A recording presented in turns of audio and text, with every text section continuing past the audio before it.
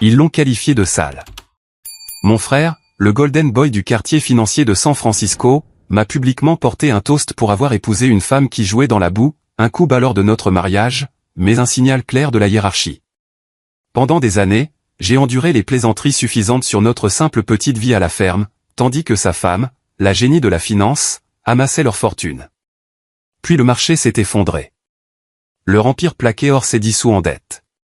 Et mes parents, en larmes, ont exigé le sacrifice ultime. Vent éther, David. Rends flou ton frère. Le silence dans ce salon tendu était assourdissant lorsque j'ai refusé. Mais ce n'était rien comparé au choc lorsque ma femme, la soi-disant humble fermière, a fait glisser les papiers juridiques sur la table en acajou. Leurs visages, ceux de mes parents, de mon frère arrogant, sont devenus d'un blanc spectral, réalisant qui était le véritable inventeur, le PDG réel et le propriétaire terrien indéniable. C'était un moment de clarté absolue et dévastatrice. Je m'appelle David Sterling, et ce moment ne concernait pas seulement l'argent. Il s'agissait de 30 ans passés à me sentir petit, à être la déception de la famille, pour enfin défendre la seule personne qui m'ait jamais vraiment vu. Je suis sur le point de partager quelque chose qui me tient à cœur. Une histoire de trahison, de fierté et du genre de succès qu'ils n'ont jamais vu venir. Mais avant de le faire, pouvez-vous dire « j'écoute » dans les commentaires? Ou dites-moi d'où vous venez. J'adore savoir jusqu'où mon histoire porte. Parfois, savoir que quelqu'un est là fait toute la différence lorsque vous êtes forcé de choisir entre votre sang et votre âme. Si mon histoire résonne en vous, si vous savez ce que c'est que d'être la brebis galeuse, veuillez cliquer sur ce bouton d'abonnement. Cela m'aide à savoir que c'est précisément dans la différence que se trouve la vraie vérité.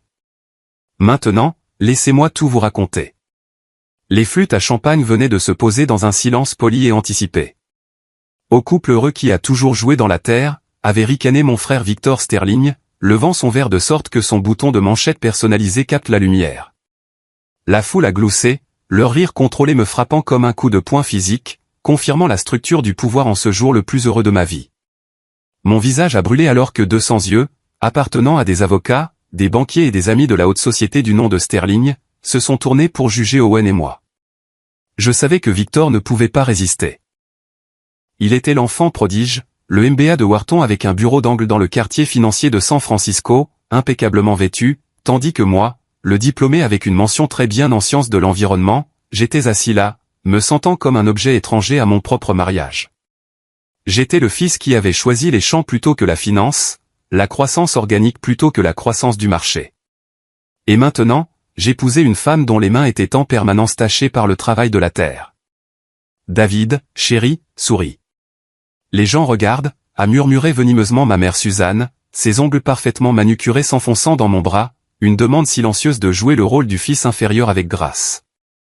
Il m'avait vu tâtonner toute ma vie, attendant le moment où je finirais par me ranger.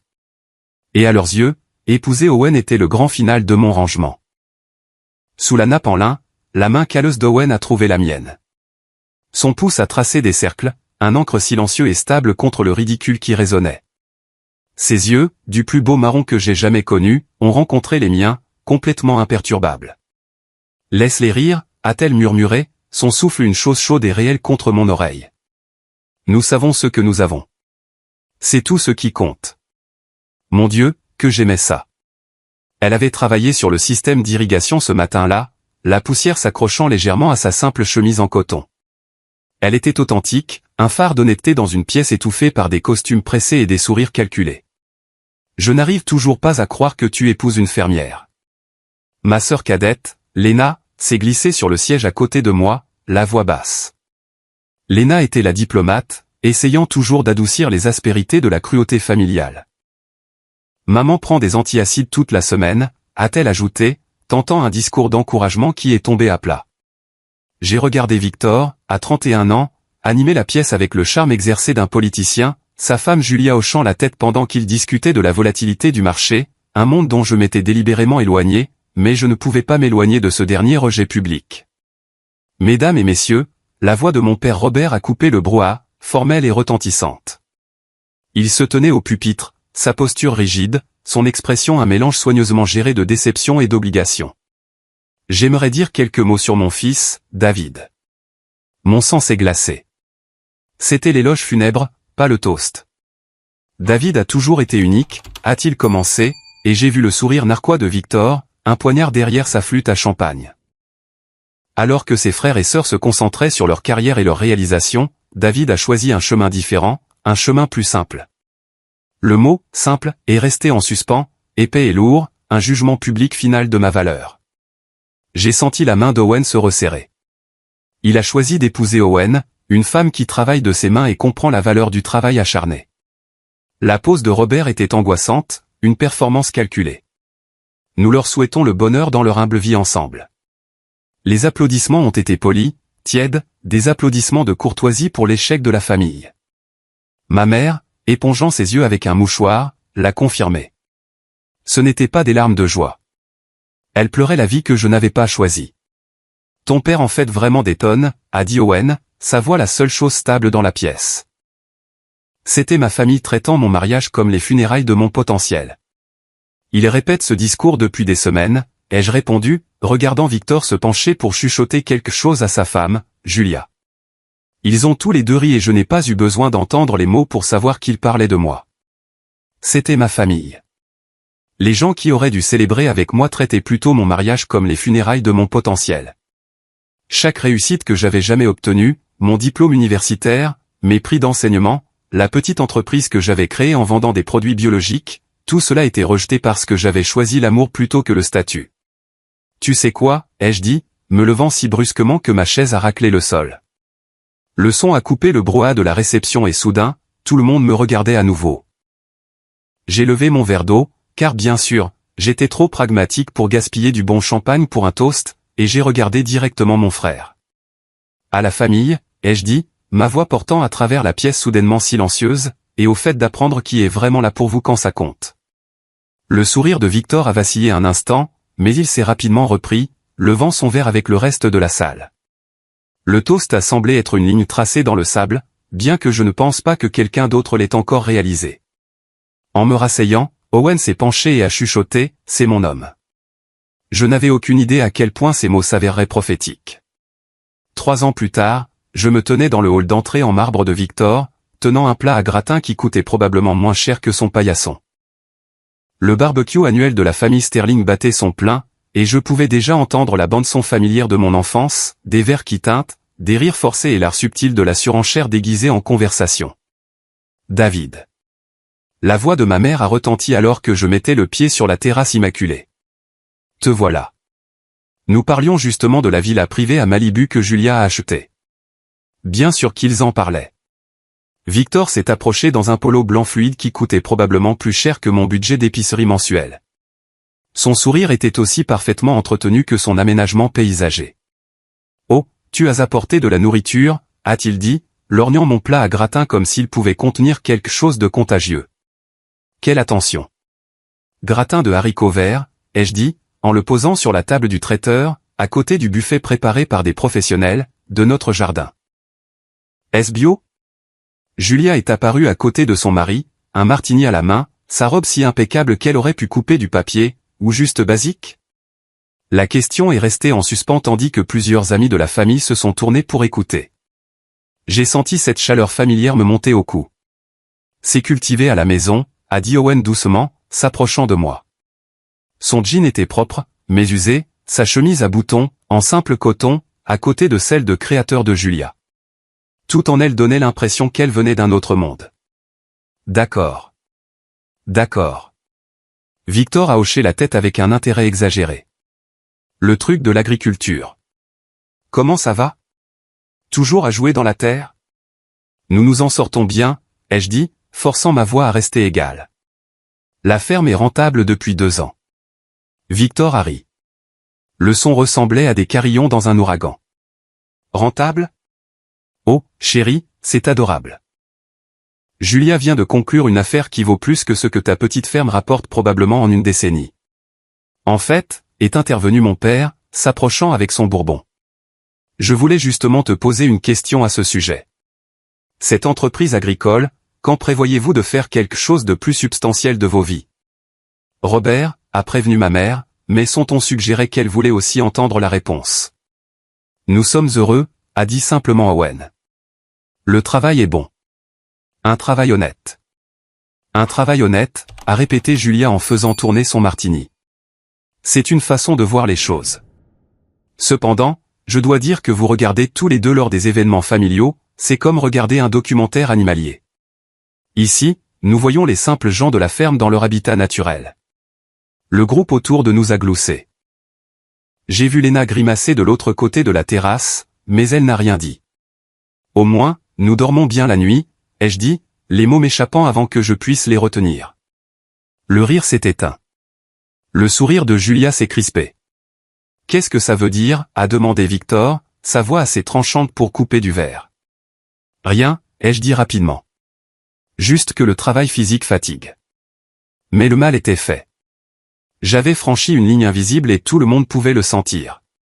Eh bien, a dit ma mère avec une gaieté forcée, qui veut voir la nouvelle poule à os? Le groupe s'est dispersé, suivant Victor vers le dernier ajout à son empire immobilier.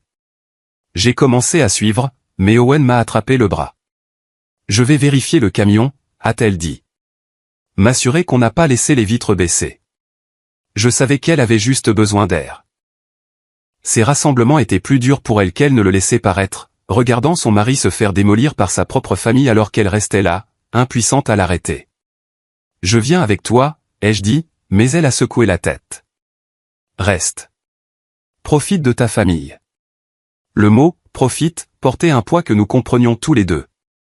Je me suis retrouvé seul au bord de la piscine, regardant le soleil se refléter sur une eau qui coûtait probablement plus cher à entretenir que ce que nous dépensions en course. Le son des rires provenait de la visite de la poule à os, et je me suis demandé ce que ça ferait d'appartenir à ce groupe au lieu de toujours rester à l'extérieur, à regarder. Ils sont horribles aujourd'hui, a dit Léna, apparaissant à côté de moi avec 2 verres de vin. Aujourd'hui, j'ai pris le verre avec reconnaissance. C'est juste un mardi pour eux. Ce n'est pas toujours comme ça, n'est-ce pas? Je me suis retourné pour la regarder. Quand est-ce que quelqu'un dans cette famille a demandé des nouvelles de ma vie sans que ce soit pour préparer une blague? Léna est restée silencieuse un moment. Les choses ont été tendues ces derniers temps avec le travail de Julia. Je veux dire, Victor a été stressé. Stressé par quoi? Je ne devrais probablement rien dire, Léna. Elle a regardé autour d'elle, puis s'est penchée plus près. Certains de ses investissements ne se sont pas bien passés. Des gros. Victor a fait des commentaires sur le fait de devoir ajuster leur style de vie. Avant que je puisse répondre, la voix de Victor a tranché la terrasse comme une lame. David, viens régler un débat pour nous. Je suis retourné vers le groupe, un verre de vin à la main, me préparant déjà. On discutait des trajectoires de carrière, a dit Victor, son sourire prédateur. Et je disais à tout le monde que tu avais vraiment trouvé ta vocation. Je veux dire, tout le monde ne peut pas supporter les exigences intellectuelles de ce que vous appelez l'agriculture de subsistance. Le groupe a ri, pile au bon moment. Mais je dois demander, a-t-il continué en se rapprochant. Ne te demandes-tu jamais ce que tu aurais pu accomplir si tu t'étais vraiment investi? Je veux dire, vraiment investi au lieu de te contenter de cette petite vie pittoresque. Les mots ont frappé comme des coups physiques. Chaque insécurité que j'avais jamais eue à propos de mes choix, chaque moment de doute, tout enveloppé dans la cruauté parfaitement taillée de mon frère. J'ai ouvert la bouche pour répondre, mais Victor n'avait pas fini. Je dis juste que certains d'entre nous rêvent plus grand que des potagers et du capital risque dans la Silicon Valley de Rena. Le silence qui a suivi était assourdissant. Même les gens qui riaient avaient l'air mal à l'aise maintenant. J'ai posé mon verre de vin d'une main ferme. Tu as raison, ai-je dit doucement. La vraie vie arrive, et parfois elle arrive de manière inattendue. 6 mois après le barbecue de l'enfer, j'ai remarqué que la fissure commençait à apparaître. Ça a commencé par des appels téléphoniques manqués. Mes parents, qui avaient l'habitude de prendre des nouvelles chaque semaine avec des mises à jour sur les dernières réalisations de Victor, sont soudainement devenus silencieux. Quand je les attrapais, les conversations semblaient tendues, comme s'ils lisaient un script dont la moitié des pages manquaient. « Comment va Victor ?» ai-je demandé lors d'un appel particulièrement gênant avec ma mère. « Oh, tu sais, Victor, toujours occupé, toujours en train de travailler sur quelque chose de grand. » La pause qui a suivi a duré assez longtemps pour y faire passer un camion. « Et Julia ? » Elle va bien. « Écoute, chérie, je dois y aller. Ton père m'appelle. » Clic, j'ai regardé le téléphone, fronçant les sourcils. En 30 ans, ma mère n'avait jamais coupé court à une conversation à moins que quelqu'un ne saigne littéralement. Le drapeau rouge suivant est apparu au dîner d'anniversaire de Lena. Nous nous sommes rencontrés dans une petite taqueria de la vieille ville. Rien d'extraordinaire, ce qui aurait dû être mon premier indice. La famille Sterling ne faisait pas dans le « rien d'extraordinaire ». Où sont tous les autres, ai-je demandé alors que Lena se glissait dans la banquette en face d'Owen et moi. Maman et papa ont eu un imprévu. Victor et Julia ont des problèmes de travail. Des problèmes de travail un samedi soir? Lena a tripoté son graissin, évitant mon regard. Les choses ont été compliquées ces derniers temps. Quel genre de compliqué? Je ne devrais probablement pas, David. Je me suis penché en avant. Qu'est-ce qui se passe? Elle a jeté un coup d'œil autour du restaurant comme si elle cherchait des espions, puis a baissé la voix. L'entreprise de Julia est en difficulté. De grosses difficultés. Une sorte de montage financier qui a mal tourné. J'ai senti un petit frémissement dans ma poitrine. Pas tout à fait de la satisfaction, mais quelque chose qui s'en approchait. J'ai réprimé ce sentiment, honteux de moi-même. À quel point? Assez grave pour qu'ils aient dû mettre la villa de Malibu en vente, et le bateau. Et Victor a appelé des membres de la famille pour demander des prêts à court terme. Le frémissement s'est intensifié. J'ai pris une gorgée d'eau pour cacher mon expression. Est-ce qu'ils t'ont demandé de l'argent? A demandé Owen doucement. Pas encore, mais je pense que c'est seulement parce que je n'en ai pas à donner. Lena a finalement croisé mon regard. Ils ne t'ont pas appelé, n'est-ce pas? Non, ai-je dit. Mais encore une fois, nous ne sommes que de simples gens de la ferme. Qu'est-ce qu'on connaîtrait à l'argent réel? Lena a grimacé. Tu as entendu parler de ça? J'y étais. Tu te souviens, au premier rang du spectacle de Victor? Elle a été différente ces derniers temps, stressée, s'emportant contre tout le monde.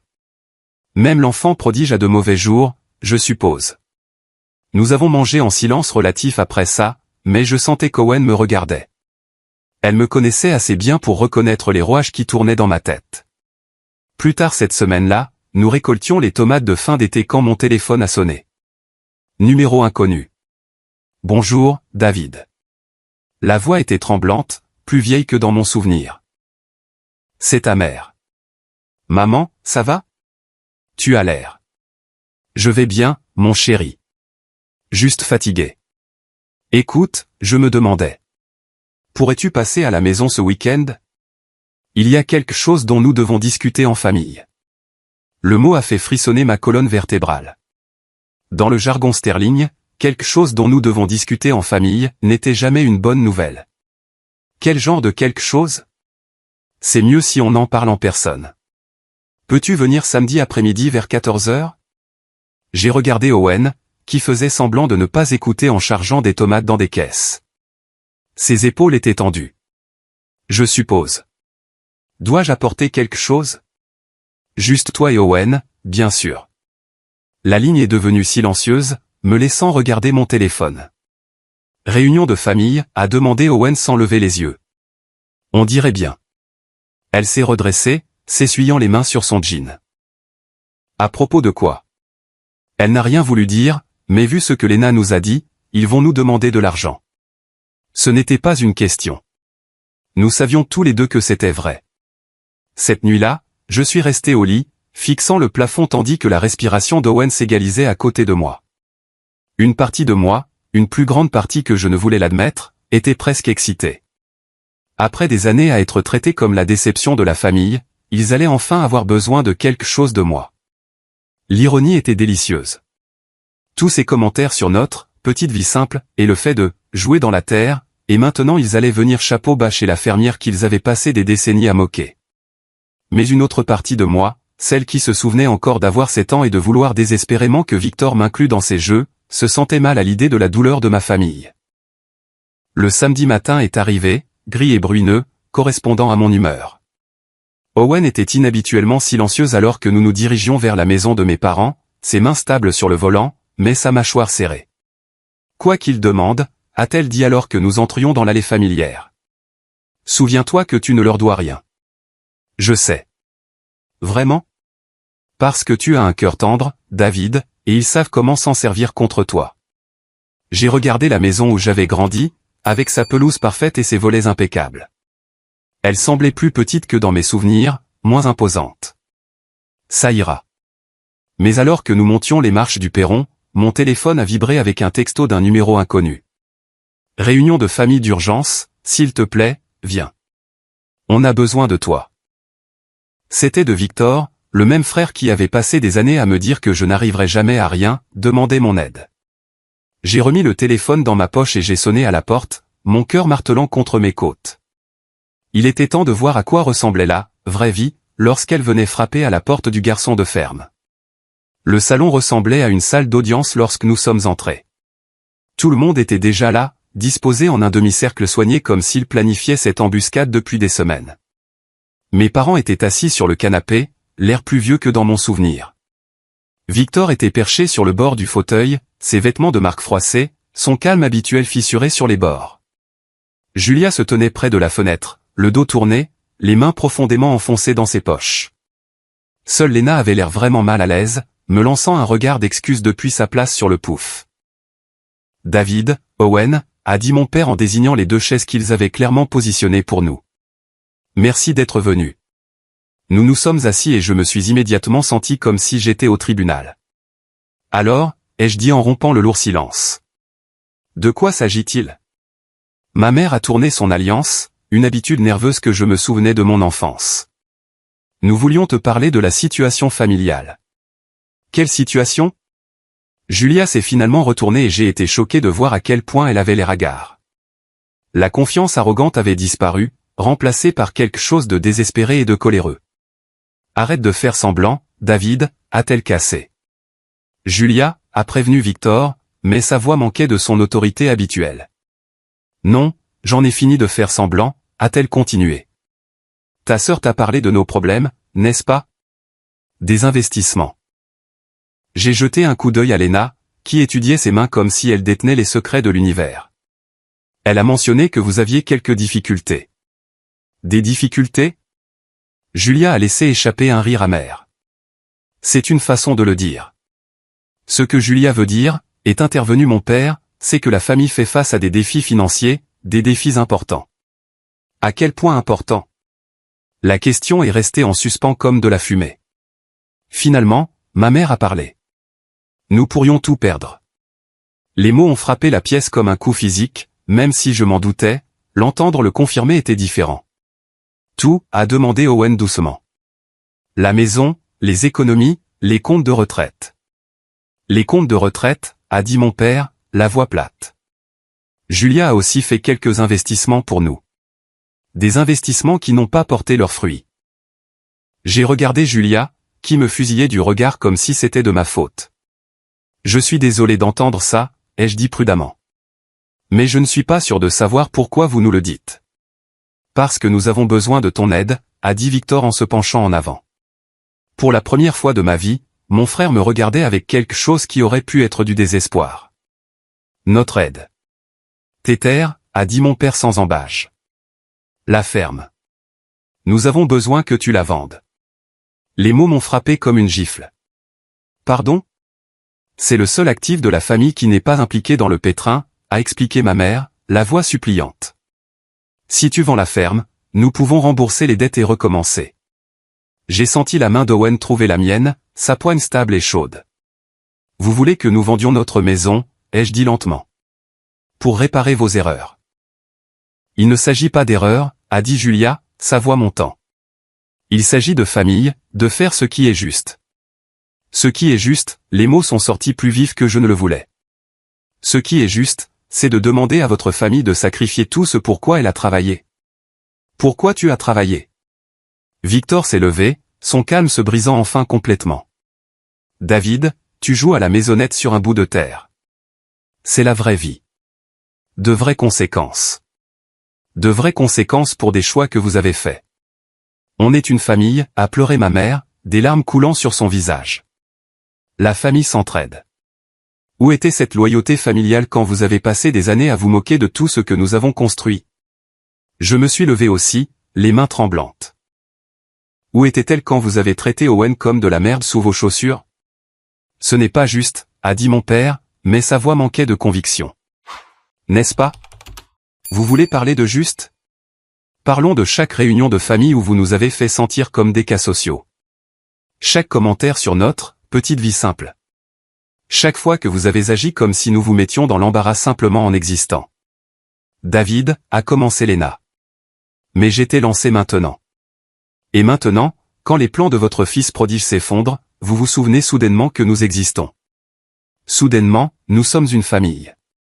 Il ne s'agit pas du passé, a dit Victor, la voix désespérée. Il s'agit de maintenant, de survie. Votre survie construite sur notre sacrifice. Ce ne sont que des terres, a explosé Julia. C'est de la terre, des mauvais herbériens. Vous pourriez acheter une autre ferme n'importe où. Le silence qui a suivi était assourdissant. Même elle semblait réaliser qu'elle était allée trop loin. Owen s'est levé lentement, ses mouvements délibérés et contrôlés. Je pense, a-t-elle dit doucement, que nous devrions y aller. Attendez, a supplié ma mère. S'il vous plaît, réfléchissez-y. Nous ne vous demandons pas de décider maintenant. En fait, a dit mon père, la voix dure. Si. Les créanciers n'attendront pas beaucoup plus longtemps. Nous avons besoin d'une réponse d'ici lundi. Lundi? Je l'ai regardé. Vous nous donnez 2 jours pour décider si nous devons détruire nos vies pour vous? Tu es dramatique, a dit Victor, mais sa voix tremblait. Ce n'est qu'une propriété.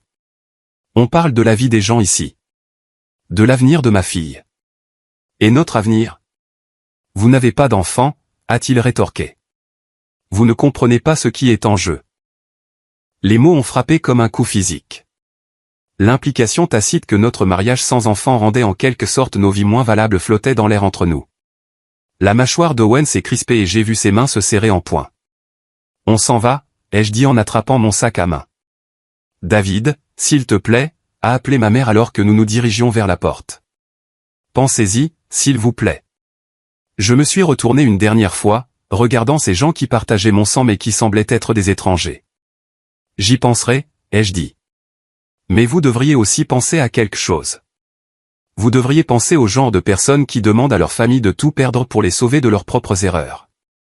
Alors que nous marchions vers le camion, la voix de mon père nous a suivis. Tu reviendras à la raison une fois que tu réaliseras ce que tu nous dois, David. Ce que nous avons fait pour toi au fil des ans. La main d'Owen était sur la portière du camion, mais elle a fait une pause, ses jointures blanches contre le métal. Ce que nous leur devons? Ai-je dit assez fort pour que tout le monde entende? Après 30 ans à être traités comme la déception de la famille, que leur devons-nous exactement? Personne n'a eu de réponse à ça. Du moins, pas une qu'ils étaient prêts à dire à voix haute. Le trajet de retour a été silencieux, à l'exception du bruit du gravier qui crissait sous nos pneus. Les jointures d'Owen étaient toujours blanches sur le volant et je pouvais pratiquement sentir la colère qui émanait d'elle par vagues. Nous sommes entrés dans notre allée et j'ai regardé notre modeste ferme, l'endroit que ma famille voulait que nous sacrifions comme si cela ne signifiait rien. La lumière du soir donnait au champ un aspect doré, paisible. Tout ce que j'avais toujours voulu était là. Je dois te montrer quelque chose, a dit Owen alors que nous sortions du camion. Owen, je ne vends pas. Je me fiche de ce qu'il. Je sais que tu ne vends pas. Ce n'est pas de ça qu'il s'agit. Elle s'est dirigée vers la grange, sa démarche déterminée. Il y a des choses que j'aurais dû te dire il y a des années. Je l'ai suivie, confus. Quelle chose? Au lieu de répondre, elle m'a conduit à l'arrière de la grange où se trouvait son bureau. J'y étais entré 1000 fois, mais elle s'est dirigée directement vers un classeur que je ne l'avais jamais vu ouvrir. Assieds-toi, a-t-elle dit en sortant un épais dossier manille. Owen, tu me fais peur. Je n'essaie pas de te faire peur. J'essaie de te montrer qui nous sommes vraiment. Elle a ouvert le dossier et a étalé des papiers sur son bureau. Qui nous sommes vraiment. Je me suis penché en avant, plissant les yeux devant les documents, des papiers juridiques, des brevets, des états financiers avec des chiffres qui me donnaient le vertige. Qu'est-ce que c'est que tout ça? Ça, a-t-elle dit en montrant un document de brevet, c'est le système d'irrigation que nous utilisons dans le champ nord. Celui que j'ai bricolé avec des pièces de rechange. J'ai lu l'entête. Brevet accordé à Owen Sterling pour un système d'irrigation agricole de précision avancée. Tu l'as breveté il y a 3 ans. Il est utilisé dans des fermes de toute la Central Valley maintenant. Elle a sorti un autre document. c'est le logiciel d'analyse des sols sur lequel je travaille. Le programme qui nous aide à savoir exactement quand et où planter. Un autre brevet. Un autre document avec le nom d'Owen en haut. Je ne comprends pas. Pourquoi ne m'as-tu rien dit? Parce que je voulais être sûr. Je voulais construire quelque chose de réel avant de commencer à en parler. Elle s'est assise en face de moi, son expression sérieuse. David, notre lopin de terre n'est pas juste une ferme. C'est un centre de recherche et développement. Tout ce que nous cultivons ici, chaque système que nous testons, tout fait partie de quelque chose de plus grand. J'avais la tête qui tournait. À quel point plus grand? Elle a sorti un état financier et l'a fait glisser sur le bureau. Les chiffres en bas m'ont fait cligner des yeux, certains de mal lire. Est-ce qu'on vaut? L'entreprise vaut ça. Vidian Agri Innovation. Je l'ai créé il y a 5 ans, juste après notre mariage. J'ai utilisé nos terres comme terrain d'essai pour tout. J'ai regardé les papiers, puis ma femme. Tu diriges une entreprise de technologie depuis tout ce temps? Une entreprise de technologie très discrète. La plupart de nos clients ne savent même pas d'où viennent les innovations. Ils savent juste que les systèmes fonctionnent. Mais pourquoi garder le secret?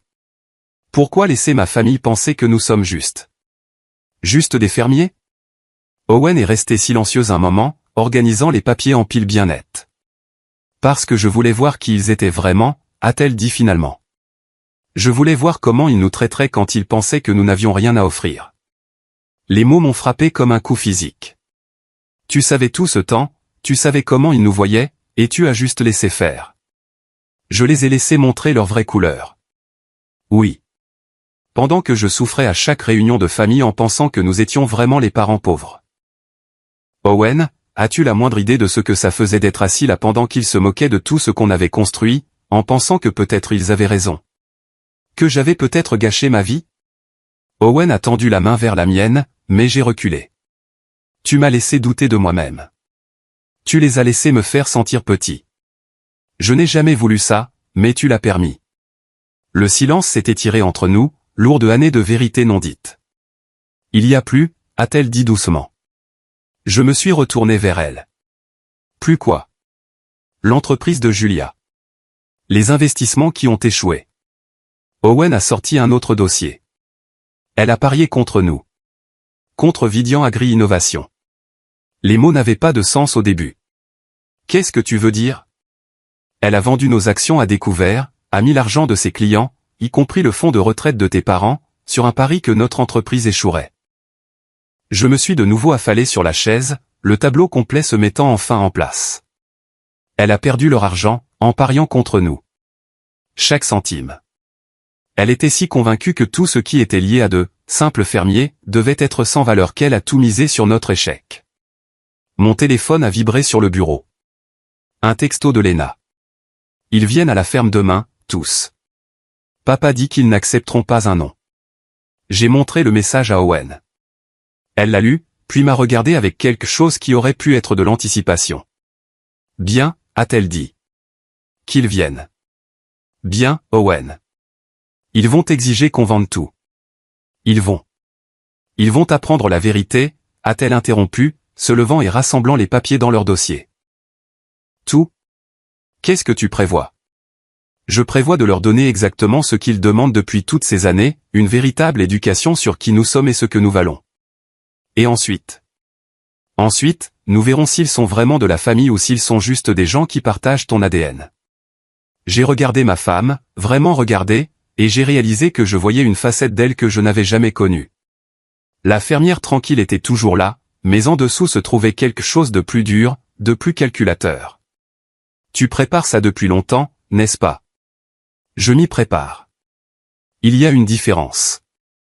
Vraiment?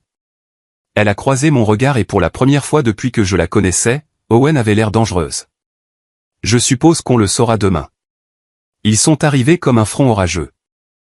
3 voitures entrant dans notre allée à exactement 14 heures, soulevant des nuages de poussière qui se sont déposés sur leurs peintures coûteuses. J'ai regardé par la fenêtre de la cuisine alors qu'ils sortaient. Mes parents avaient l'air sinistres. Victor serrait un portefeuille en cuir. Julia ajustait son manteau comme si elle entrait dans une salle de conférence plutôt qu'une ferme. Même le petit Brie Lucas était là, le fils de 8 ans de Victor, l'air confus et déplacé dans sa chemise blanche immaculée. C'est l'heure du spectacle, a dit Owen doucement, redressant sa simple chemise à boutons. Elle avait insisté pour s'habiller exactement comme elle le faisait toujours, Jean, bottes de travail, les mêmes vêtements qui lui avaient valu des années de regards condescendants. Le coup à notre porte était sec, autoritaire. Le coup de mon père. J'ai ouvert pour les trouver disposés comme une délégation. Mes parents flanquant Victor et Julia, avec Léna planant incertainement à l'arrière, tenant la main de Lucas. Nous devons parler, a dit mon père sans préambule. Entrez, ai-je dit en m'écartant.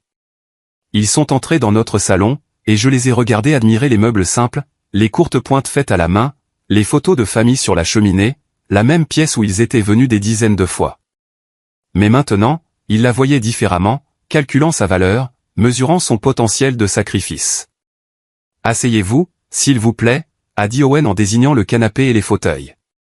Nous préférons rester debout, a dit Julia, la voix tendue par un désespoir à peine contenu. Ça ne prendra pas longtemps. En fait, a dit mon père en sortant un dossier. Nous avons apporté les papiers pour faciliter les choses. Il l'a posé sur notre table basse comme s'il servait une assignation en justice. Document de vente pour la propriété. Nous l'avons déjà fait évaluer, trouver un acheteur. Tout ce que vous avez à faire, c'est de signer. J'ai regardé les papiers, puis ma famille. Vous avez fait évaluer notre terrain sans nous le demander? Nous essayons d'être efficaces, a dit ma mère, la voix tendue. Le temps est un facteur ici. Le temps de qui? A demandé Owen doucement. Ne jouez pas à des jeux, a cassé Julia. Vous savez exactement ce qui est en jeu. Vos parents pourraient perdre leur maison. Victor et moi pourrions tout perdre. Lucas pourrait perdre son fonds d'études, son avenir. Papa, qu'est-ce qui se passe? A demandé Lucas en tirant sur la manche de son père.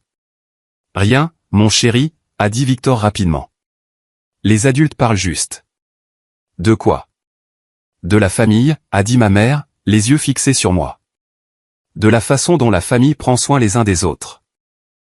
J'ai senti la culpabilité familière commencer à s'installer, le même sentiment qui m'avait contrôlé toute ma vie. Mais ensuite, j'ai regardé Owen, qui observait la scène avec une expression que je ne pouvais pas tout à fait lire.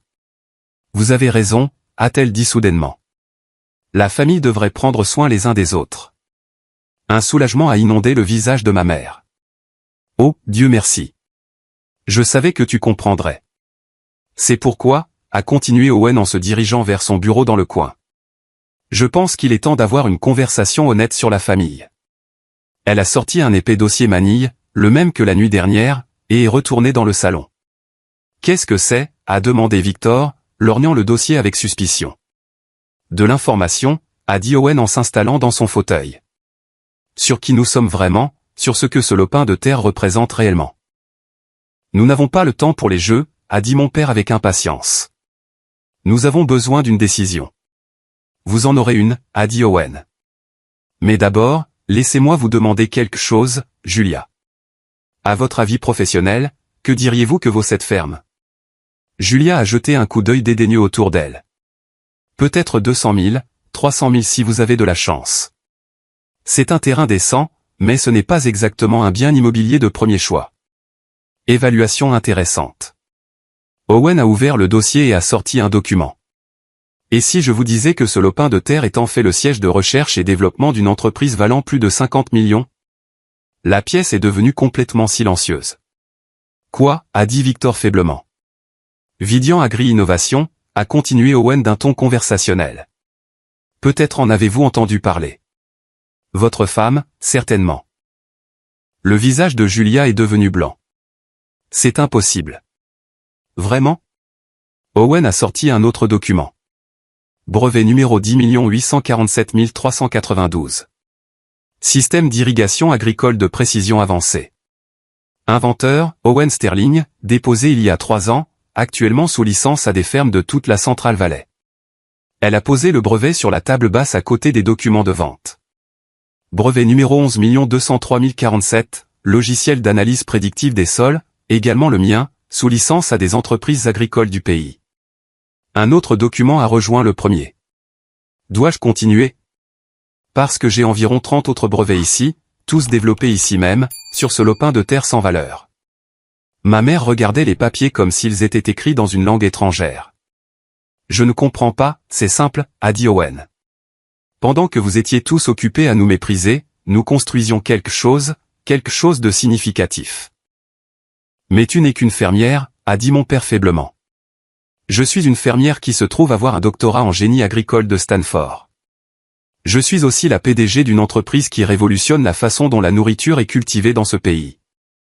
Victor s'est affalé sur le fauteuil le plus proche. Ce n'est pas possible.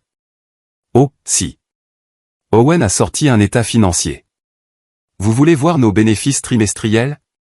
Les chiffres sur la page ont fait reculer physiquement Julia. Mais attendez, a dit Owen, sa voix prenant un ton plus dur. Il y a plus. Julia, vous avez mentionné être familière avec Vidian Agri-Innovation. J'ai peut-être entendu le nom. Vous avez fait plus que l'entendre. Vous avez parié contre. Vous avez convaincu vos clients, y compris les parents de David, de vendre nos actions à découvert. Le silence était assourdissant. Vous avez perdu leur argent de retraite en pariant que nous échouerions, a continué Owen. Vous étiez si convaincu que tout ce qui était lié à de simples fermiers devait être sans valeur que vous avez tout misé sur notre destruction. La bouche de Julia s'est ouverte et fermée comme un poisson cherchant de l'air. La belle ironie, a dit Owen en se levant, c'est que vous n'avez pas seulement perdu leur argent, vous l'avez perdu à nous. Chaque dollar que vous avez parié contre Vidian Agri-Innovation est allé directement dans nos poches lorsque le cours de notre action a doublé. Oh mon Dieu, a chuchoté Lena. Alors quand vous nous demandez de vendre notre terrain pour vous sauver de vos erreurs, a continué Owen, vous nous demandez de sacrifier le travail de notre vie pour réparer les dommages que vous avez causés en pariant contre le travail de notre vie. La porte d'entrée s'est ouverte et une femme en tailleur coûteux est entrée comme si elle était chez elle. Désolée d'être en retard, a-t-elle dit en posant une mallette sur la table. Le trafic était infernal. Tout le monde, a dit Owen calmement. J'aimerais vous présenter Vivian, notre avocate. Vivian a souri à la salle pleine de visages stupéfaits. Je crois que vous avez des questions pour ma cliente. Vivian a ouvert sa mallette avec la précision d'un chirurgien, sortant des documents et les disposant sur notre table basse comme si elle se préparait pour une opération.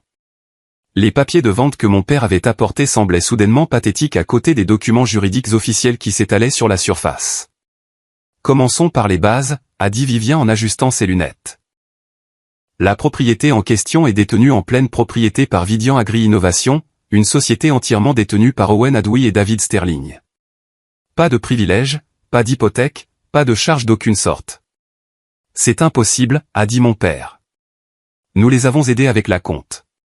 Qui a été remboursé en totalité avec intérêt 18 mois après l'achat, a interrompu Vivian en douceur. J'ai les chèques annulés ici même. Elle a fait glisser un document sur la table. Mon père l'a regardé comme s'il pouvait le mordre. De plus, a continué Vivian, toute tentative de forcer une vente par des voies légales serait déconseillée. La propriété est protégée par plusieurs lois sur la préservation agricole, et les recherches en cours menées ici bénéficient de protection de subventions fédérales. Des subventions fédérales, a chuchoté ma mère. Oh, oui, a dit Owen.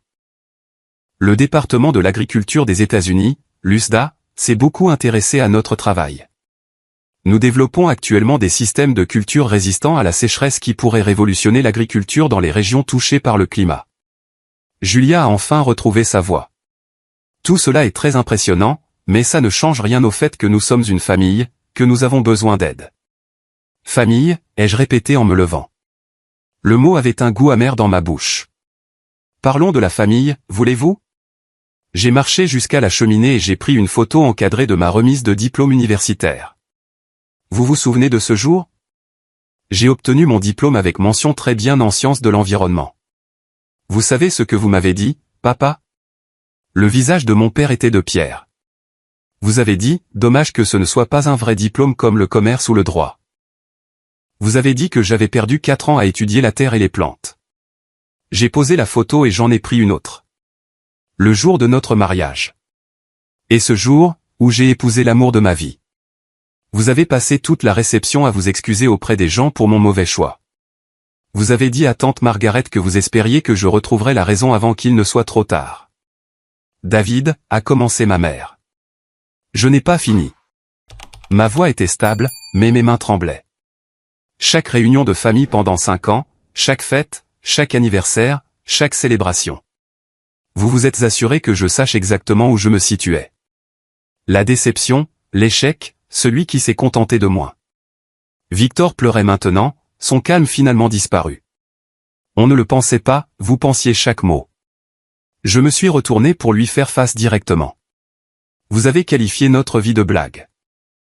Vous avez dit que la vraie vie se passe dans la Silicon Valley, pas dans notre petite bulle. Vous vous êtes moqué de tout ce que nous avons construit, de tout ce qui nous tenait à cœur. Mais on ne savait pas, a-t-il sangloté. On ne savait pas pour l'entreprise, pour l'argent.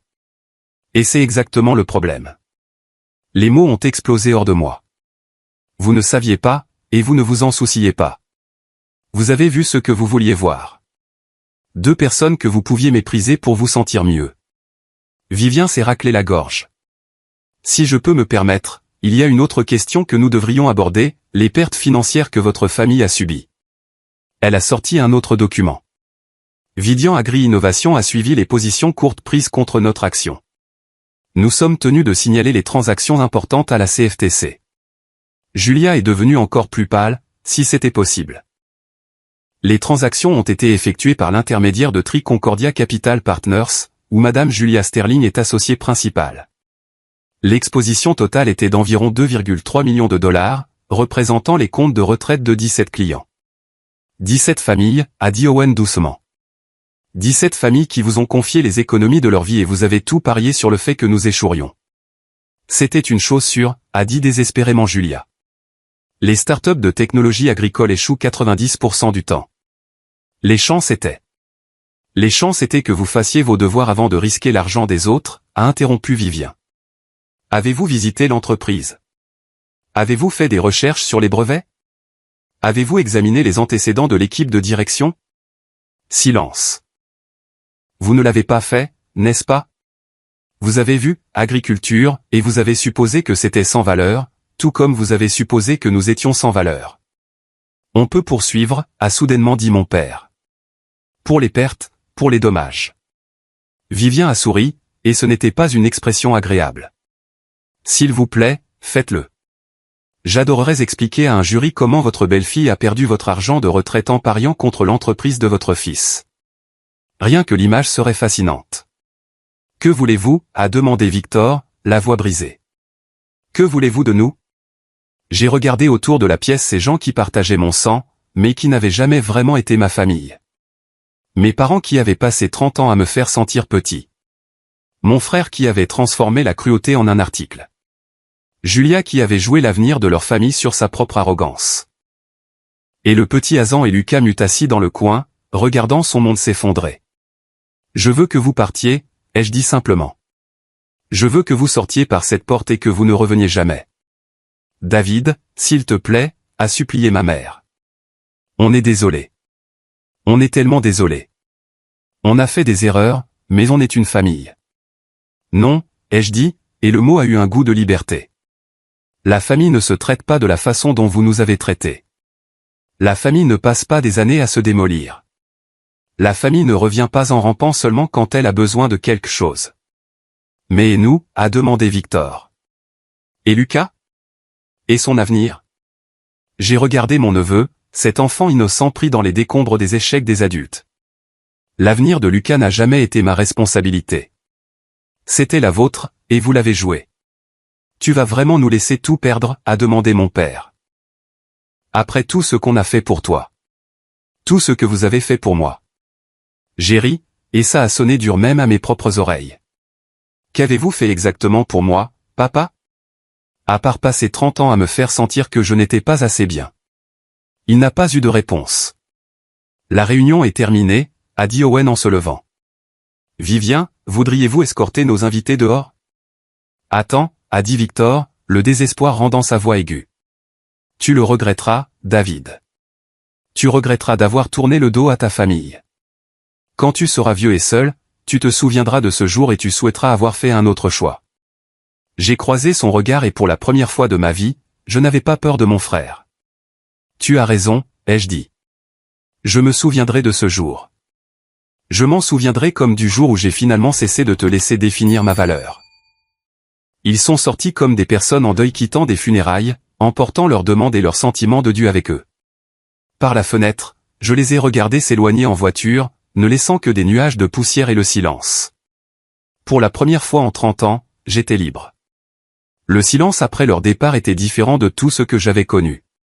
Pas vide, mais plein, comme si l'air lui-même avait retenu son souffle et pouvait enfin expirer. Vivien a rangé sa mallette avec la même précision méthodique qu'elle avait utilisée pour la déballer. « Eh bien, dit-elle en fermant les loquets. Ça s'est passé à peu près comme prévu. Vous avez déjà fait ça, ai-je demandé. Pas exactement comme ça, mais j'ai vu assez de dynamique familiale pour savoir comment ces choses se déroulent. Elle a redressé son costume. Les gens vous montrent qui ils sont quand ils sont désespérés. Votre famille vous l'a montré, et maintenant vous avancez sans eux. Après le départ de Vivien, Owen et moi nous sommes assis sur notre porche, regardant le soleil se coucher sur nos champs, les mêmes champs que ma famille avait qualifiés de terre sans valeur quelques heures plus tôt. Penses-tu que j'ai été trop dur? Ai-je demandé. Owen est resté silencieux un long moment, ses doigts traçant des motifs sur la rampe du porche. Tu te souviens de ce que Victor a dit à notre mariage, sur le fait que nous jouions dans la boue? Difficile à oublier. Je savais ce jour-là que ce moment viendrait un jour. Peut-être pas exactement comme ça, mais quelque chose de similaire. Elle s'est tournée pour me regarder. Ils ne nous ont jamais vus, David. Ils ont vu ce qu'ils voulaient voir. Des gens auxquels ils pouvaient se sentir supérieurs. Mais ils sont quand même ma famille. Le sont-ils? La question est restée en suspens entre nous comme une brume matinale. Avant que je puisse répondre, mon téléphone a sonné. Le nom de Lena s'est affiché à l'écran. Tu devrais probablement répondre, a dit Owen. Elle est différente des autres. J'ai répondu à la 3e sonnerie. Bonjour, David. La voix de Lena était pleine de larmes. Je suis tellement désolé. Je suis tellement désolé, Lena. Non, laisse-moi dire ça. Je savais comment il te traitait et je ne t'ai jamais défendu. Je me suis dit que je restais neutre, mais il n'y a pas de neutralité quand quelqu'un que tu aimes est blessé. J'ai fermé les yeux, sentant des larmes que je n'attendais pas, tu étais pris au milieu. J'ai été un lâche. Et maintenant, mon Dieu, David, les choses qu'ils disent sur toi. Papa dit à tout le monde que tu as abandonné la famille. Maman agit comme si tu avais personnellement détruit leur vie. Et Victor, il est amer. Vraiment amer. Il n'arrête pas de dire que tu as tout planifié, que toi et Owen les avez piégés d'une manière ou d'une autre. On n'a piégé personne. On a juste arrêté de faire semblant d'être moins que ce qu'on est. Je sais ça. Je te connais. Même si je ne t'ai pas défendu comme j'aurais dû. La voix de Lena s'est brisée. Pourras-tu un jour me pardonner? J'ai regardé nos terres, la vie qu'Owen et moi avions construite ensemble malgré tout. Tu m'appelles maintenant. Ça compte pour quelque chose. Je veux te voir. Pas pour demander quoi que ce soit. Juste. Mon frère me manque, le vrai, pas la version qu'ils ont essayé de faire de toi. Viens dîner dimanche. Amène qui tu veux, mais laisse le drame à la maison. Juste moi. Je le promets. Après avoir raccroché, Owen s'est approché et m'a pris la main. Un de moins. Tu penses que les autres reviendront? Est-ce que ça a de l'importance? J'ai réfléchi à ça. Il y a une semaine, l'idée de perdre ma famille m'aurait terrifié. Maintenant, assis ici avec ma femme, sur des terres que nous possédions en toute propriété, entourés par le succès que nous avions construit ensemble. C'était plus comme se débarrasser d'une vieille peau. Non, ai-je dit finalement. Ça n'a pas d'importance. Le lendemain matin, j'étais dans le jardin quand j'ai entendu une voiture dans l'allée. Mon cœur a bondi, me demandant si mes parents étaient revenus pour réessayer. Mais quand j'ai levé les yeux, j'ai vu un homme que je ne reconnaissais pas sortir d'une petite berline. Il avait peut-être 40 ans, portait un jean et une simple veste, et tenait un dossier manille. Monsieur Sterling, a-t-il appelé. Je suis l'agent Peter Chen du Maïus. J'espérais parler avec vous et votre femme de vos recherches sur la résistance à la sécheresse. Owen est sorti de la grange, s'essuyant les mains sur une serviette. Peter, vous avez fait vite. Les résultats préliminaires que vous avez envoyés étaient incroyables, a-t-il dit en lui serrant la main. Nous aimerions accélérer l'approbation de la subvention pour les essais élargis. Approbation de la subvention, ai-je demandé. 2,7 millions sur 3 ans, a dit Peter en souriant. Le travail de votre femme pourrait changer notre approche de l'agriculture dans les régions touchées par la sécheresse. On parle de nourrir des millions de personnes. J'ai regardé Owen. Tu n'as pas mentionné. Je voulais être sûr avant de te donner de faux espoirs, a-t-elle dit. Mais oui, on va être très occupés. Alors que Peter et Owen discutaient des protocoles de recherche et des délais, je me suis surpris à penser à la visite de ma famille. Ils étaient venus ici, exigeant que nous sacrifions tout pour les sauver de leurs erreurs, sans jamais réaliser qu'ils nous demandaient de détruire quelque chose qui pourrait aider à nourrir le monde. L'ironie était parfaite. Ils avaient passé des années à nous qualifier de petits, d'insignifiants, de sans valeur. Pendant ce temps, nous travaillions tranquillement sur quelque chose qui comptait plus que tous leurs symboles de statut ou leur portefeuille d'investissement. Ce soir-là, Owen et moi avons marché dans nos champs alors que le soleil peignait le ciel d'orange et de rose. La même promenade que nous avions faite des centaines de fois, mais tout semblait différent maintenant. Des regrets?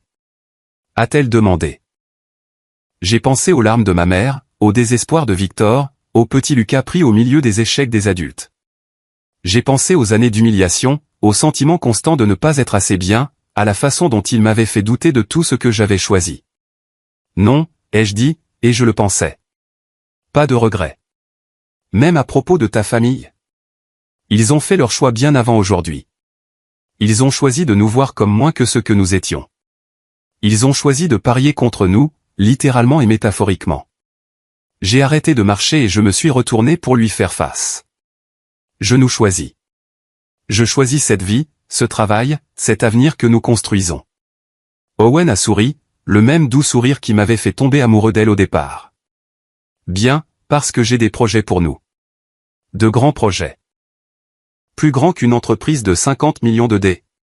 Beaucoup plus grands, a-t-elle fait un geste vers le champ qui s'étendait autour de nous. Nous allons changer le monde, David, une graine à la fois. En retournant vers la maison, j'ai réalisé que quelque chose avait changé en moi.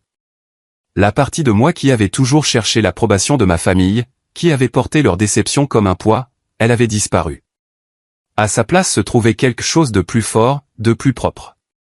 J'étais exactement là où je devais être, avec exactement la bonne personne, faisant exactement le travail que j'étais censé faire. Et pour la première fois de ma vie, c'était suffisant. Plus que suffisant. C'était tout. Les applaudissements polis s'étaient à peine estompés, un son tiède avalé par les vastes champs silencieux de la Central Valley. Mais le changement psychologique en moi était monumental. Owen et moi sommes partis, le gravier crissant sous les pneus, reflétant la tension grinçante qui émanait encore d'elle, même si elle était la gagnante. Nous sommes entrés dans notre allée et j'ai regardé la modeste ferme, l'endroit que ma famille venait d'essayer de sacrifier comme un pion sans valeur. La lumière du soir donnait au champ un aspect doré, paisible, tout ce contre quoi la famille Sterling se définissait.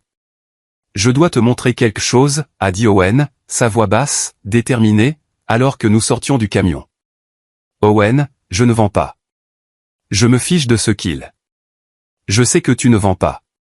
Ce n'est pas de ça qu'il s'agit. » Elle s'est dirigée directement vers la grange, sa démarche habituellement facile remplacée par une allure déterminée. « Il y a des choses que j'aurais dû te dire il y a des années. » Je l'ai suivie, la confusion se mêlant à une pointe de peur. Quelle chose? Elle m'a conduit à l'arrière où se trouvait son minuscule bureau, un espace que je pensais connaître intimement, mais elle s'est dirigée directement vers un classeur que je ne l'avais jamais vu ouvrir. « Assieds-toi » a-t-elle ordonné, sortant un épais et intimidant dossier manille. « Owen, tu me fais peur. » « Je n'essaie pas de te faire peur, David. J'essaie de te montrer qui nous sommes vraiment. » Elle a ouvert le dossier et a étalé des papiers sur son bureau, des documents juridiques, des brevets avec des sceaux officiels, des états financiers remplis de zéros qui me donnaient le vertige. « Qu'est-ce que c'est que tout ça? » « Ça, » a-t-elle dit en montrant un document de brevet. « C'est le système d'irrigation que nous utilisons dans le champ nord?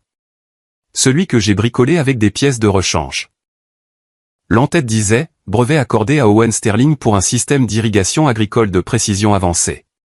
Tu l'as breveté il y a 3 ans. Il est utilisé dans des fermes de toute la Central Valley maintenant. Elle en a sorti un autre. C'est le logiciel d'analyse des sols sur lequel je travaille, le programme qui nous aide à savoir exactement quand et où planter. Un autre brevet. Un autre document portant le nom d'Owen. Je ne comprends pas. Pourquoi ne m'as-tu rien dit de tout ça? Parce que je voulais être sûr. Je voulais construire quelque chose de réel, quelque chose d'inébranlable avant de commencer à en parler.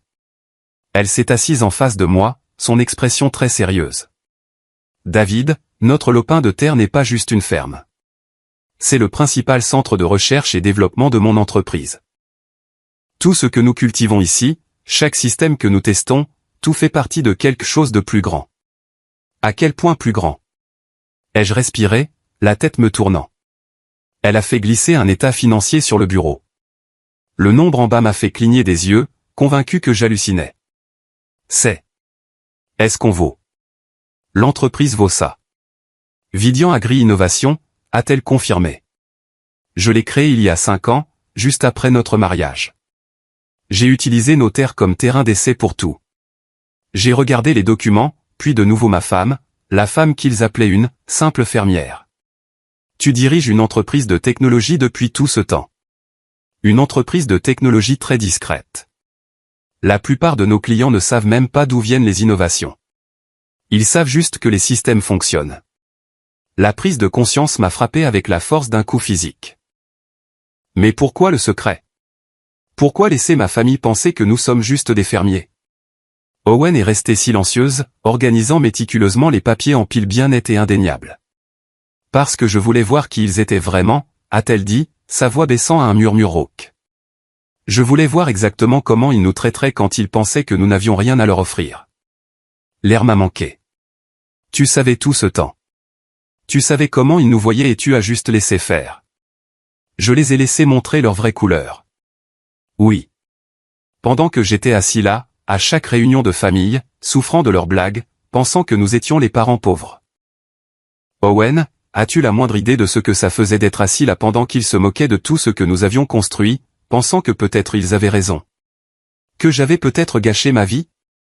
Elle a tendu la main vers la mienne, mais j'ai instinctivement reculé, la piqûre de me sentir miné éclipsant momentanément la compréhension. Tu m'as laissé douter de moi-même. Tu les as laissés me faire sentir petit.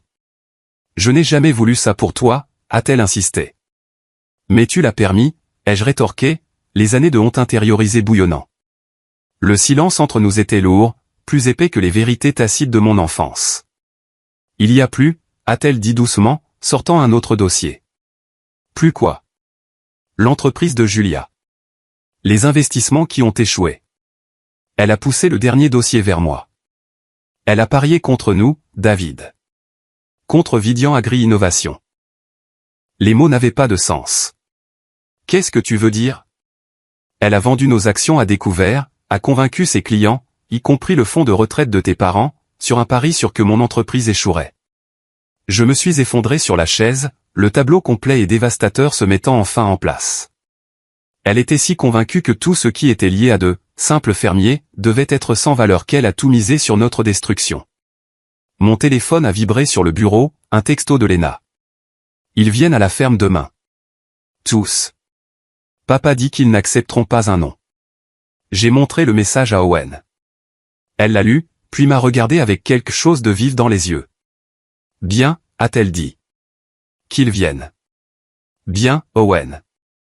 Ils vont exiger qu'on vende tout. Ils vont apprendre la vérité. Elle s'est levée, rassemblant les dossiers. Tout. Qu'est-ce que tu prévois? Je prévois de leur donner exactement ce qu'ils demandent, une véritable éducation sur qui nous sommes et ce que nous valons. Et ensuite? Ensuite, nous verrons s'ils sont vraiment de la famille, David, ou s'ils sont juste des gens qui partagent ton ADN. J'ai regardé, vraiment, l'esprit calculateur et déterminé sous l'extérieur poussiéreux. Tu prépares ça depuis longtemps, n'est-ce pas? Je m'y prépare, a-t-elle corrigé en croisant mon regard. Il y a une différence. Vraiment, ai-je demandé, le doute s'accrochant encore à ma voix. Elle avait l'air dangereuse, complètement en contrôle. Je suppose qu'on le saura demain. Ils sont arrivés à 2 heures précises, une invasion dans une flotte de berlines de luxe soulevant de la poussière sur leur peinture coûteuse en entrant dans l'allée. J'ai regardé par la fenêtre de la cuisine alors qu'ils sortaient. Mes parents sinistres, Victor serrant un portefeuille en cuir, Julia ajustant sa veste comme si elle entrait dans une salle de conférence, pas une ferme. Même le petit Lucas était là, sa chemise blanche immaculée, l'air déconcerté. C'est l'heure du spectacle, a murmuré Owen, redressant sa simple chemise à boutons. Elle avait l'air exactement comme d'habitude. Jean, bottes de travail, les mêmes vêtements qui lui avaient valu des années de regard narquois. Le coup de mon père à la porte était sec, autoritaire, une convocation. J'ai ouvert pour les trouver disposés comme une délégation hostile. Mes parents flanquant Victor et Julia, avec Léna planant en s'excusant à l'arrière. Nous devons parler, a dit mon père, se passant de politesse. Entrez. Ils sont entrés dans le salon, leurs yeux balayant les courtes pointes faites à la main et les meubles simples, calculant sa valeur potentielle pour leur sauvetage. Asseyez-vous, s'il vous plaît, a offert Owen. Nous préférons rester debout, a cassé Julia, la voix tendue par le désespoir. Ça ne prendra pas longtemps. En fait, a interrompu mon père, sortant un dossier et le posant sur la table basse comme un ultimatum juridique. Nous avons apporté les papiers pour faciliter les choses. Document de vente pour la propriété. Nous l'avons déjà fait évaluer, trouver un acheteur. Tout ce que vous avez à faire, c'est de signer. J'ai regardé les papiers, l'arrogance flagrante de leur démarche me laissant sans voix. Vous avez fait évaluer notre terrain sans nous le demander? Nous essayons d'être efficaces, a plaidé ma mère. Le temps est un facteur. Le temps de qui? A demandé Owen doucement. Ne jouez pas à des jeux, a coupé Julia, le désespoir rendant sa voix dure. Vos parents pourraient perdre leur maison. Victor et moi pourrions tout perdre. Lucas pourrait perdre son avenir. Papa, qu'est-ce qui se passe? Lucas a tiré sur la manche de son père. Rien, mon chéri, a dit Victor rapidement. Les adultes parlent juste de famille, a insisté ma mère, les yeux fixés sur moi, essayant de ranimer la culpabilité, sur la façon dont la famille prend soin les uns des autres.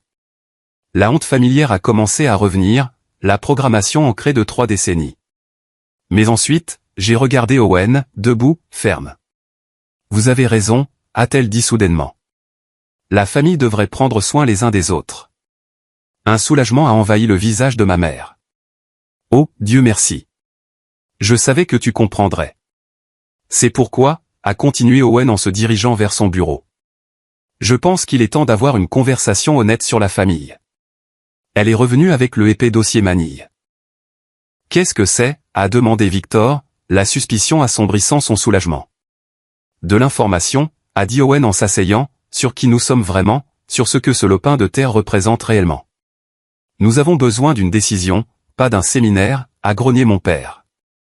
Vous en aurez une, a rétorqué Owen, calme et stable. Mais d'abord, Julia, à votre avis professionnel, combien vaut cette ferme? Julia a jeté un coup d'œil dédaigneux. Peut-être 200 000, 300 000 si vous avez de la chance. C'est un terrain décent, mais ce n'est pas un bien immobilier de premier choix. Évaluation intéressante. Owen a souri en ouvrant le dossier. Et si je vous disais que ce lopin de terre est en fait le siège de recherche et développement d'une entreprise valant 50 millions de dollars? La pièce est devenue complètement silencieuse. L'atmosphère est passée du jugement à la pure terreur incrédule.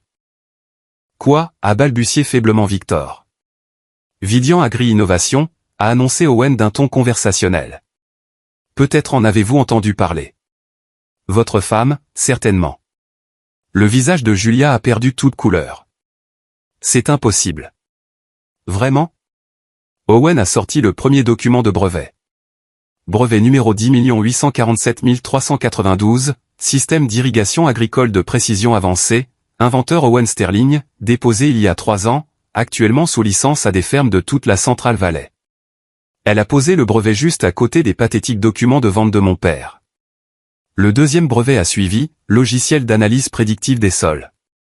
Dois-je continuer? Parce que j'ai environ 30 autres brevets ici, tous développés ici même, sur ce lopin de terre sans valeur. Ma mère a regardé les papiers, son esprit luttant visiblement pour traiter les chiffres, le nom, la vérité. Mais tu n'es qu'une fermière, a dit mon père, sa voix un faible murmure de son ancienne autorité.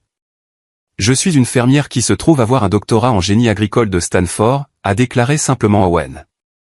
Je suis aussi la PDG d'une entreprise qui révolutionne discrètement la façon dont la nourriture est cultivée dans ce pays.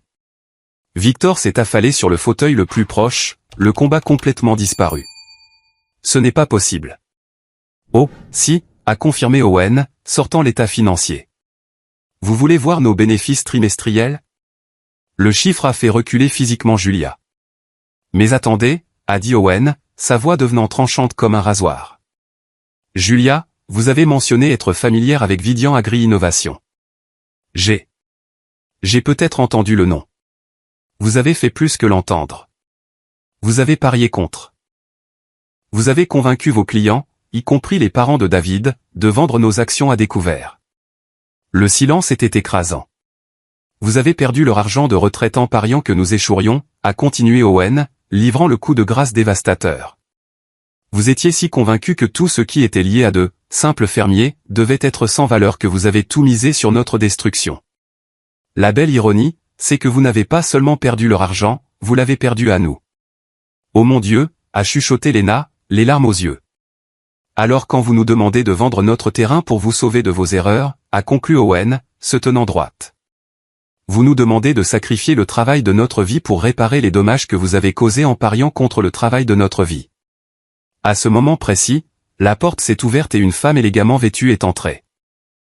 Désolée d'être en retard, a-t-elle dit en posant une mallette sur la table. Le trafic était infernal. Tout le monde, a annoncé Owen, parfaitement calme. J'aimerais vous présenter Vivien, notre avocate. Vivien a souri, un spectacle professionnel et glaçant. Je crois que vous avez des questions pour ma cliente. Vivien a ouvert sa mallette, la netteté de ses documents juridiques éclipsant immédiatement les papiers de vente amateurs de mon père. Commençons par les bases, a commencé Vivien. La propriété en question est détenue en pleine propriété par Vidian Agri-Innovation, une société entièrement détenue par Owen et David Sterling. Pas de privilèges, pas d'hypothèque, pas de charge d'aucune sorte. Mon père était sans voix. De plus, a continué Vivien, toute tentative de forcer une vente par des voies légales serait déconseillée. La propriété est protégée par plusieurs lois sur la préservation agricole et les recherches en cours menées ici bénéficient de protection de subventions fédérales. Des subventions fédérales? A haleté ma mère. Oh oui, a confirmé Owen. Le département de l'agriculture des États-Unis, l'USDA, s'est beaucoup intéressé à notre travail. Nous développons actuellement des systèmes de culture résistants à la sécheresse qui pourraient révolutionner l'agriculture dans les régions touchées par le climat. Julia a retrouvé sa voix, le désespoir remplaçant enfin son arrogance. Tout cela est très impressionnant, mais ça ne change rien au fait que nous sommes une famille, que nous avons besoin d'aide. Famille, ai-je répété, le mot ayant un goût de cendre. Parlons de la famille. J'ai marché jusqu'à la cheminée et j'ai pris ma photo de remise de diplôme universitaire. Vous vous souvenez de ce jour, papa? Vous avez dit, dommage que ce ne soit pas un vrai diplôme comme le commerce ou le droit. Vous avez dit que j'avais perdu 4 ans à étudier la terre et les plantes. Je l'ai posé et j'ai pris la photo de mariage. Et ce jour, vous avez passé toute la réception à vous excuser pour mon mauvais choix, disant à tante Margaret que vous espériez que je retrouverais la raison. David, a commencé ma mère, la voix brisée. Je n'ai pas fini. Chaque réunion de famille pendant 5 ans, vous vous êtes assuré que je sache exactement où je me situais. La déception, l'échec, celui qui s'est contenté de moi. Victor pleurait ouvertement maintenant. On ne le pensait pas, vous pensiez chaque mot. Vous avez qualifié notre vie de blague. Vous vous êtes moqué de tout ce que nous avons construit. Mais vous ne saviez pas pour l'entreprise, pour l'argent, n'est-ce pas? Je me suis tourné vers eux. Et c'est exactement le problème. Vous ne saviez pas et vous ne vous en souciez pas. Vous avez vu ce que vous vouliez voir. 2 personnes que vous pouviez mépriser pour vous sentir mieux. Vivien s'est raclé la gorge. Un son doux et délibéré. Nous devrions aborder les pertes financières que votre famille a subies. Vidian Agri-Innovation a suivi les positions courtes prises contre notre action, tenu de signaler les transactions importantes à la Commodity Future Trading Commission, CFTC. L'exposition était d'environ 2,3 millions de dollars, représentant les comptes de retraite de 17 familles. Julia, vous avez joué leurs économies de vie sur un pari que l'entreprise d'Owen échouerait. Julia était silencieuse, vaincue. On peut poursuivre, a soudainement croassé mon père, pour les pertes. Le sourire de Vivian était froid. S'il vous plaît, faites-le. J'adorerais expliquer à un jury comment votre belle-fille a perdu votre argent de retraite en pariant contre l'entreprise de votre fils. Rien que l'image serait fascinante. Que voulez-vous? A chuchoté Victor, la voix brisée. Que voulez-vous de nous? J'ai regardé autour de la pièce ces étrangers qui partageaient mon ADN. Je veux que vous partiez, ai-je dit simplement. Sortez par cette porte et ne revenez jamais. David, s'il te plaît, a supplié ma mère. On est une famille. Non, ai-je dit, le mot de libération. La famille ne se traite pas de cette façon. La famille ne passe pas des années à se démolir. Et Lucas, a pleuré Victor. Vous ne comprenez pas ce qui est en jeu, son avenir n'a jamais été ma responsabilité, Victor. C'était la vôtre, et vous l'avez joué. Tu le regretteras, a prévenu Victor, le désespoir se tournant en méchanceté. Quand tu seras vieux et seul, tu te souviendras de ce jour. J'ai croisé son regard. Je me souviendrai de ce jour, ai-je dit, ma voix solide.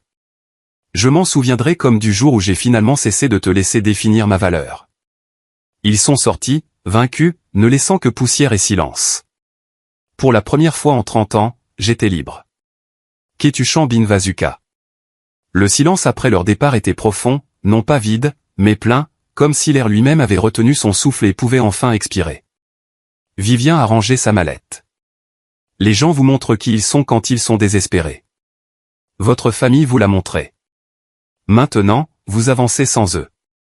Après le départ de Vivian, Owen et moi nous sommes assis sur le porche, regardant le soleil se coucher sur nos champs.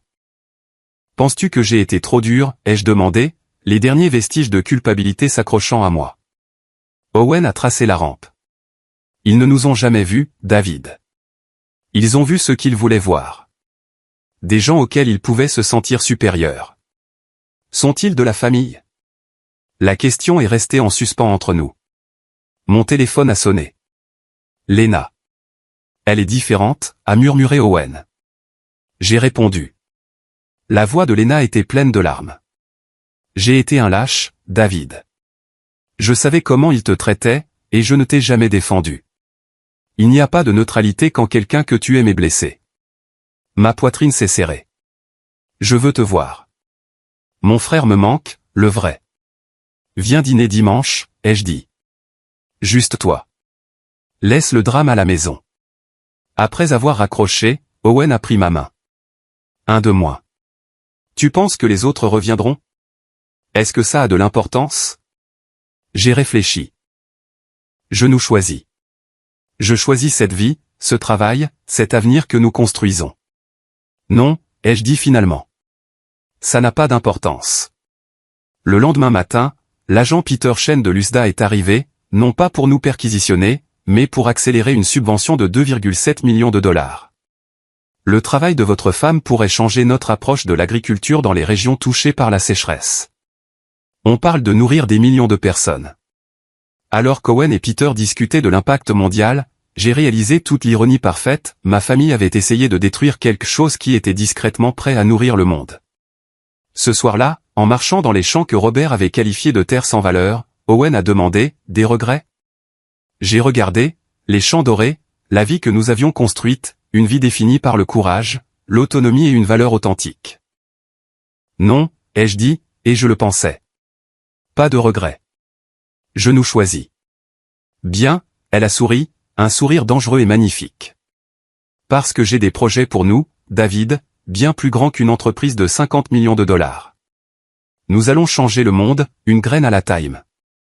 La partie de moi qui cherchait leur approbation creuse avait vraiment disparu, remplacée par une conviction propre et puissante. C'était tout. Ce soir-là, en marchant dans les champs que Robert avait appelés « terre sans valeur », Owen et moi étions enfin complètement seuls avec notre vérité. Le soleil couchant peignait le ciel de nuances d'orange et de rose, le seul symbole de statut dont nous ayons jamais eu besoin. J'ai regardé la vaste étendue de terre que ma famille avait tenté de saisir, une terre qui était maintenant le terrain d'essai de technologie qui pourrait littéralement nourrir des millions de personnes. La perfection brutale et complète de l'ironie m'a de nouveau frappé. Ils avaient passé des années à nous qualifier de petits, d'insignifiants et de sans valeur, tout en construisant discrètement quelque chose qui comptait à l'échelle mondiale.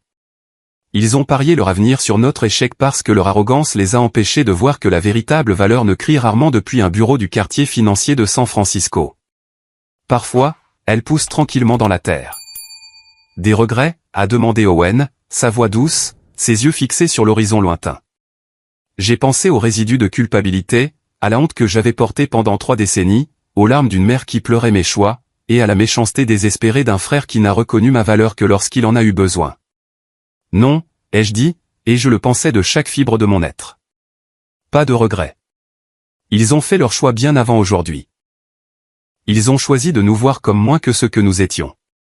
Je nous choisis. Je choisis cette vie, ce travail, cet avenir que nous construisons.